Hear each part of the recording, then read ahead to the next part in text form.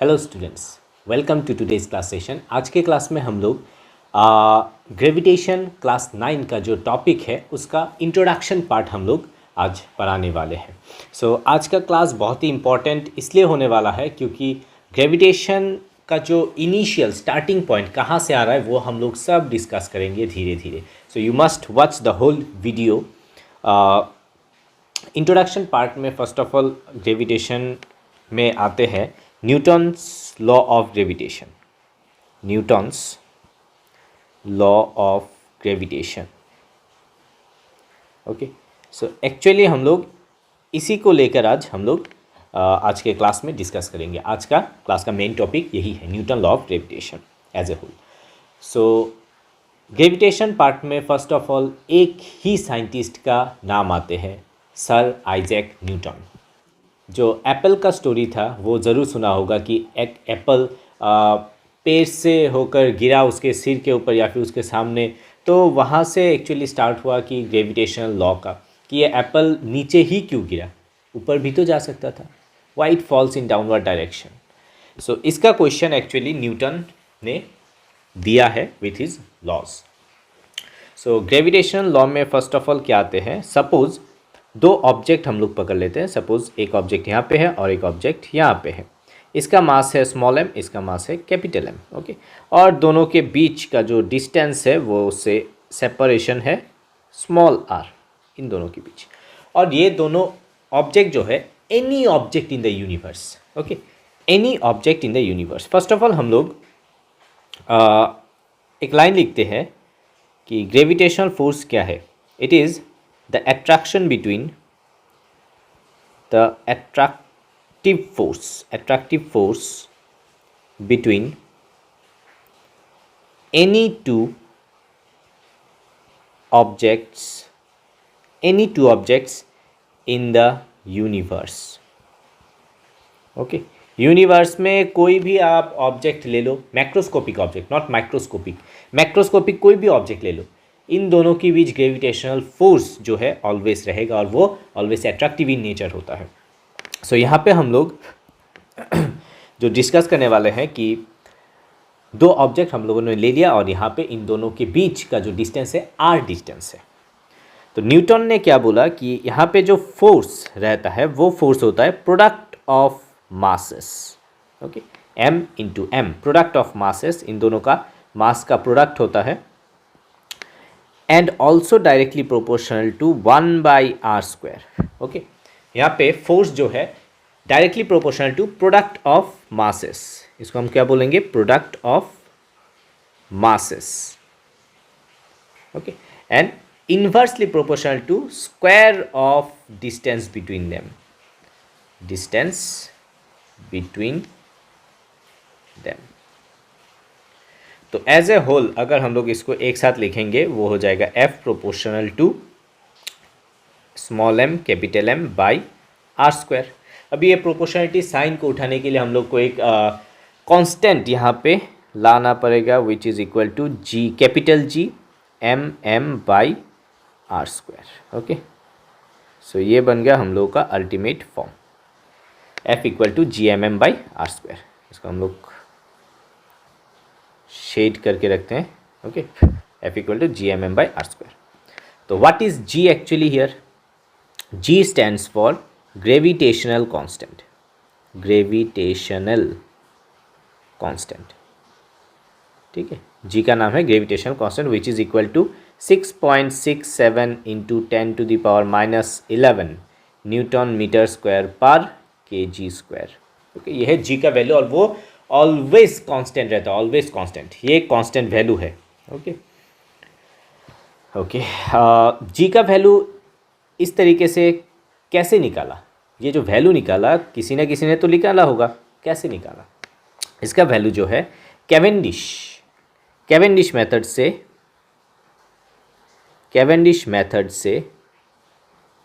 निकाला गया। Okay, Cavendish एक साइंटिस्ट का नाम है, कैवेंडिश मेथड से इसका वैल्यू निकाला गया, बहुत इंपॉर्टेंट है। इसको एक्चुअली कैसे निकाला गया, अगर हम लोग मास, दोनों मास को अगर हम लोग 1 kg पर करते हैं and distance between them, that is R को अगर हम लोग 1 मीटर पकड़ते हैं तो F will be equal to G, G का वैल्यू आ जाएगा, force, force will be equal to G, तो वही तो फोर्स हो जाएगा जी का वैल्यू।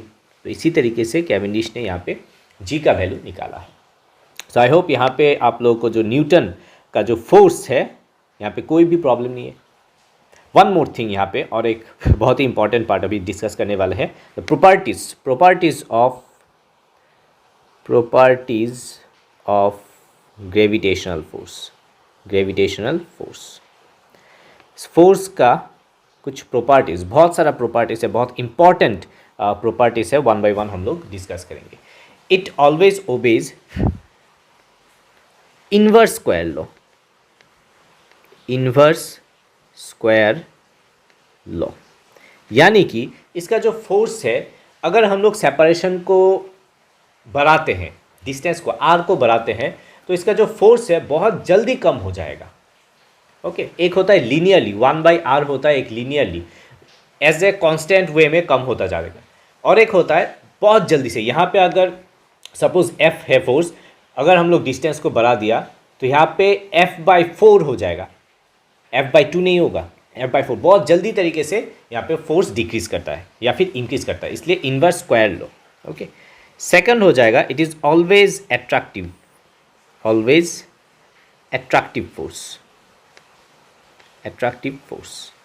ओके, तो क्या होता है, ग्रेविटेशनल फोर्स ऑलवेज एट्रैक्टिव होता है, कभी भी यहाँ पे रिपल्शन नहीं होता है, ऑलवेज एक चीज़ और एक चीज़ को ऑलवेज अट्रैक्ट करता है अपनी तरफ। ओके, थर्ड आता है लॉन्ग रेंज फोर्स,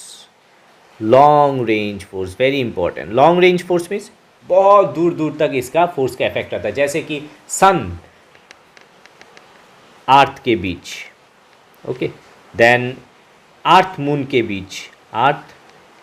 बीच, then attraction force between two stars, दो स्टार के बीच जो फोर्स रहता है वो ग्रेविटेशनल फोर्स के कारण होता है। Okay, fourth, does not depend upon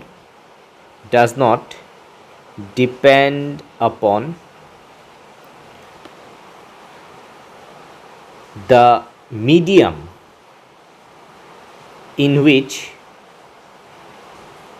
they are kept, यानी कि ये दो ऑब्जेक्ट है, यहाँ पे जो दो ऑब्जेक्ट हम लोगों ने लिया है, ये दो ऑब्जेक्ट, इन दोनों के बीच में क्या है या फिर कौन सा मीडियम में हम लोग रखे हैं, वाटर के अंदर रखे हैं या फिर केरोसिन के अंदर रखे हैं या फिर एक ऑब्जेक्ट यहाँ पे और एक ऑब्जेक्ट स्पेस में रखे हैं, डजेंट मैटर, यानी कि इंटरवेनिंग मीडियम के ऊपर डिपेंड करते ही नहीं है, फोर्स ऑलवेज कांस्टेंट रहेगा। डिस्टेंस मास अगर सेम रहता है तो फोर्स ऑलवेज सेम रहेगा। Okay, fifth, long range force हो गया, अट्रैक्टिव हो गया, इनवर्स स्क्वायर लॉ फॉलो करते हैं, अट्रैक्टिव हो गया। This force is central force. अभी क्वेश्चन आता है कि सेंट्रल फोर्स क्या है, what is central force? Central force ये होता है कि ये जो फोर्स है, फोर्स का जो एक्ट है, फोर्स एक वेक्टर क्वांटिटी है, यानी कि एक डायरेक्शन होगा, तो इसका जो अट्रैक्ट करने का डायरेक्शन है वो always along the line joining always attract करता है। इसको हम थोड़ा डिटेल्स में समझते हैं इस तरीके से। सपोज यहाँ पे एक ऑब्जेक्ट है और एक यहाँ पे एक ऑब्जेक्ट है, ओके, जिसका मास है m1, इसका मास है m2 और डिस्टेंस है r। ओके, तो इन दोनों के बीच जो फोर्स होगा ये ऑलवेज स्ट्रेट लाइन में, लाइन जॉइनिंग, इस तरीके से हम लोग लाइन जॉइन करते हैं। ये वाला जो ऑब्जेक्ट है वो इसको इस तरीके से खींचेगा और ये वाला जो ऑब्जेक्ट है ये इसको अपनी तरफ खींचेगा इस तरीके से। फोर्स ऑलवेज स्ट्रेट लाइन में होता है, ना कि ये इस तरीके से खींचेगा, इस तरीके से नहीं होगा कभी भी। तो always central force means always acts along the line joining the two objects। okay, next six number जो हम लोग यहाँ पे डिस्कस करेंगे प्रॉपर्टी, वो थोड़ा हायर लेवल में है, फिर भी हम लोग थोड़ा बता देते हैं। ओके, यहाँ पे और एक पॉइंट हम लोग मिस किए हैं। It is this force is weakest force, is one of the weakest force in nature. Okay, ये एक फंडामेंटल फोर्स है ग्रेविटेशनल फोर्स, ये एक वीकेस्ट फोर्स है, यानी कि इसका जो इफेक्ट होता है उतना इफेक्ट नहीं होता है, बट है, बहुत है, बट वो वीकेस्ट है, लॉन्ग रेंज है, वीकेस्ट फोर्स है। ओके, बाकी वाला जो फंडामेंटल फोर्स है वो इससे भी स्ट्रांग है, उस कंपैरिजन में ये वीकेस्ट है। ओके, कंपैरिजन करके हम लोग इसको वीक बना दिए हैं। 7 नंबर यहाँ पे एक इम्पॉर्टेंट पॉइंट है जो कि हायर लेवल में जनरली होता है, एक्सचेंज पार्टिकल। एक्सचेंज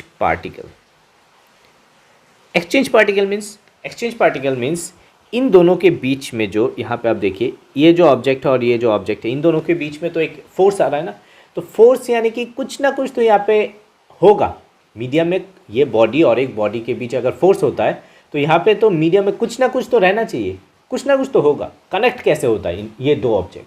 ये कनेक्शन करता है एक पार्टिकल जिसका नाम है ग्रेविटॉन, GRAVITON, ग्रेविटॉन। ये आप सिर्फ नाम याद रखिए, इसका बहुत सारा प्रॉपर्टीज़ हैं and still it's unknown, bit unknown, अभी रिसर्च चल रहा है इसके ऊपर। तो ये एक एक्सचेंज पार्टिकल है जो इन दोनों के बीच कॉन्टीन्यूसली एक्सचेंज हो रहा है, ग्रेविटॉन्स। ओके, सो ये हो गया कुछ प्रॉपर्टीज़, ये हो गया explanation of Newton law of gravitation. इसलिए इसको हम लोग आज इतना तक ही हम लोग पढ़ेंगे, जहाँ पे इंट्रोडक्शन पार्ट में। नेक्स्ट पार्ट में हम लोग इसको और थोड़ा डिटेल्स में नेक्स्ट टॉपिक्स में हम लोग जाएंगे, जहाँ पे फ्री फॉल आ जाएंगे, एक्सेलरेशन ड्यू टू ग्रेविटी जो है, फ्री फॉल आ जाएंगे। उसके बाद कुछ न्यूमेरिकल भी प्रैक्टिस करेंगे। So keep updated on this channel and अगर आप लोग को कोई प्रॉब्लम है या फिर कोई कुछ क्वेश्चंस आप लोग को पूछना है तो कमेंट में आप लोग ज़रूर पूछ सकते हैं। सो मैं जितना हो सके उसका आंसर देने की कोशिश करूँगा।